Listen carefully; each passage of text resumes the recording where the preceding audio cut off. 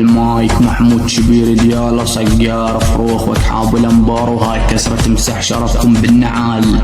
انا اسم الذي منقوس في يمين السماء، وسوف يصبح فروخ الانبار من اغنياء، وعندما انظر اليهم لا ارى بهم رجولا كانهم جبناء. سمع مفاريق الانبار ولد الردي، امهاتكم يسولف بيا حتى اجدادي، وانا القائد وانتو جنودي، وهاي كسر مسح شرفكم وهذا واقع حال، لحد يقول تجاوزت حدودي.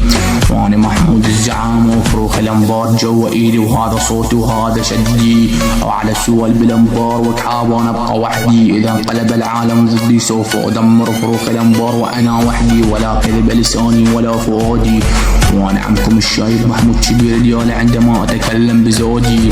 سمع مفاريق الانبار ولد العريان، احنا الذي انزلنا عليكم العذاب كالبركان، ونحن ليس واحد فنحن اثنان، وانا وضلعي انمار الشيطان. خوات اقولكم اهل الانبار، خواتكم تضرب جلوب بالشامبول وبالصابون.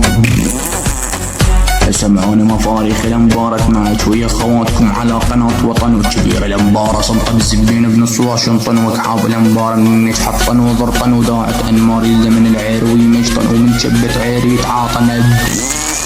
انتو اهل الانبار جلمتكم علينا طيزي بنطيزه بدلا يحمى، ترى نكوت شبيركم ونيش ونكسر عظامه، ونذبح فروخ الانبار بالقامه. ترى احنا ولد ديال القرامه، والشكو شهيد بالانبار انقضى ونفلش للجمجمه، والسبع مالتكم قاب النصارى حال حال الحرمه. ونسوالكم تدقنا مو طوق عن بلاعمه. استقبلوا هذا المايك من محمود شبير ديالي يعني الى يوم القيامه، وهاي حلقتكم فروخ الانبار دبل سعود.